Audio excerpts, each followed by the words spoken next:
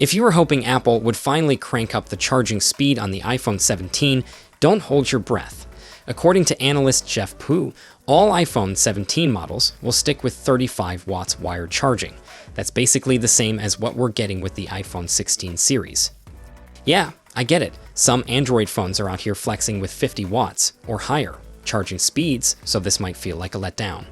But honestly, I'm not that pressed about it. I'd rather Apple give us bigger batteries that actually last longer instead of just slightly faster top-ups. And hey, there's some good news on that front. Rumor has it the iPhone 17, especially the super thin Air model, is getting a fancy new high-density battery. That means more juice packed into a slimmer design. Even though the Air is expected to be razor thin, Apple could still squeeze in a 4,400 mAh battery. For context, the 16 Plus rocks a 4,674 mAh cell, so that's pretty decent. Plus, with the super efficient C1 chip, battery life should still be solid. It's not just the Air either, the Pro Max is beefing up too. Leaker Ice Universe says it's getting thicker, 8.25 millimeters thick to be exact, to make room for a bigger battery. No confirmed numbers yet, but if the 16 Pro Max has 4,685, we might be looking at 4,800 mAh or more for the 17 Pro Max. Slowly inching our way to a 5,000 mAh iPhone, folks. Now about that camera. Apparently, Apple's finally letting us record with the front and rear cameras at the same time. I know, cue the slow clap, because Samsung did this back in 2013 with the Galaxy S4. But still, it's nice to see Apple getting on board. The catch: it's probably going to be a Pro-only feature. I get it, they want the Pro to be the go-to for content creators, but it's kinda silly. Even the base model could easily handle this. Also, yes, apps like Snapchat have had this forever, but having it built in natively would still be sweet. Now let's talk telephoto. The iPhone 17 Pro is finally upgrading that lens to 40 megapixels, the last one stuck at 12 megapixels. It'll reportedly have 3.5x optical zoom instead of 5x. Sounds like a downgrade. Not really. That 3.5x is around 85 millimeters, which is chef's kiss for portraits.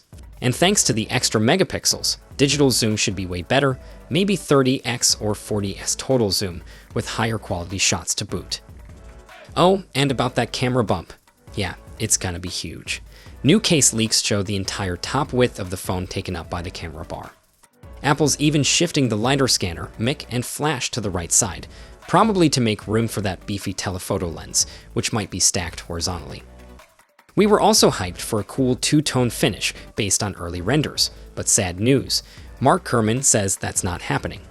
The final design will have a matching camera bar, just like the rest of the phone. But there is a silver lining. Apple's apparently switching from titanium to aluminum plus glass for the body, which means we might finally get vibrant colors on the Pro models again.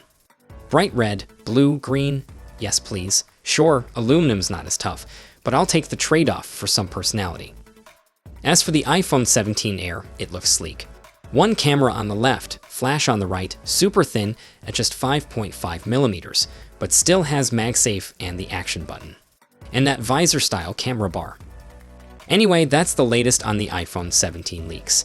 Let me know what you're most hyped about or disappointed by in the comments. And hey, if you found this helpful or just enjoy staying ahead on Apple news, hit that like and subscribe button.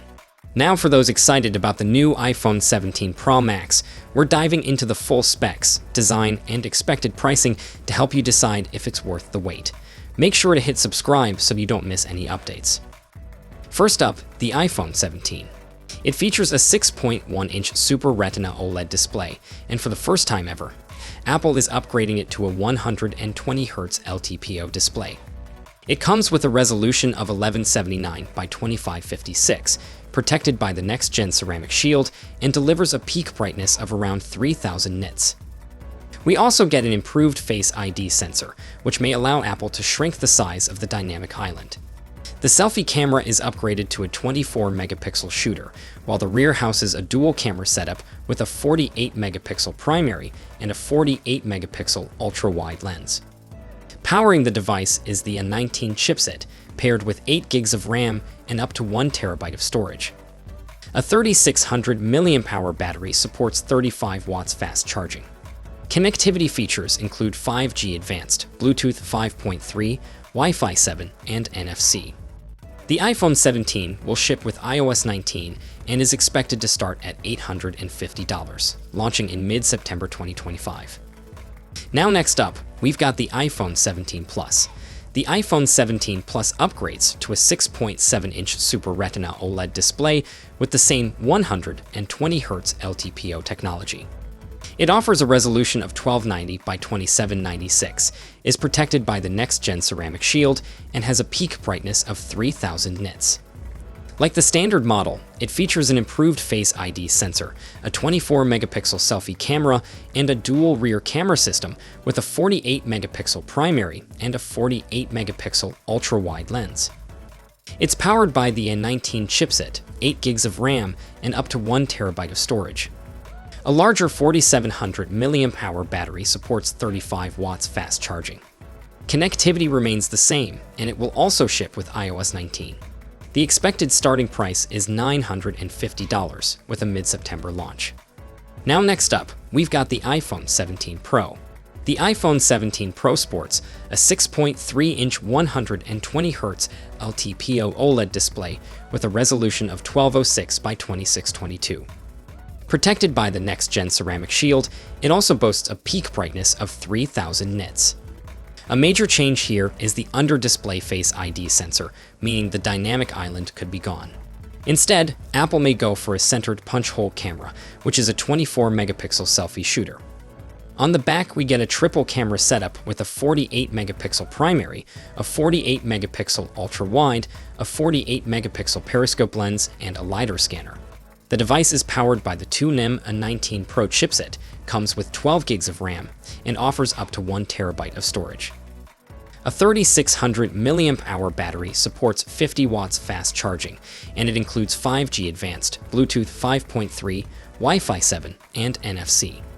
Pricing is expected to start at $1,050 with a mid-September launch.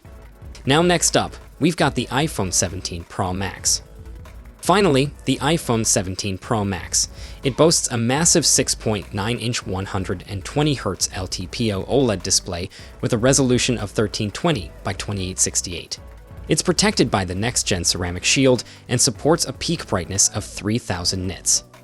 Like the Pro model, the Pro Max may feature an under-display Face ID sensor, eliminating the dynamic island in favor of a punch-hole selfie camera, which is upgraded to 24 megapixel. The rear camera system consists of a 48-megapixel primary, a 48-megapixel ultra-wide, a 48-megapixel periscope lens, and a LiDAR scanner. Under the hood, the 2nm A19 Pro chipset is paired with 12 gigs of RAM and up to 1 terabyte of storage.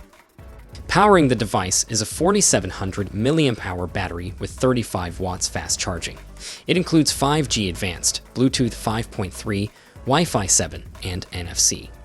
The iPhone 17 Pro Max is expected to start at $1,250, launching in mid-September.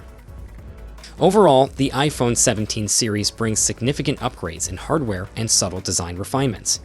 However, given the similarities to previous models, those with an iPhone 16 may not feel the need to upgrade. But for anyone with an older device or looking to switch to an iPhone for the first time, this could be a fantastic option. With the launch still months away, more leaks are sure to surface, and we'll keep you updated as they come in. Make sure to subscribe so you don't miss a thing. See you for the next time. Peace out.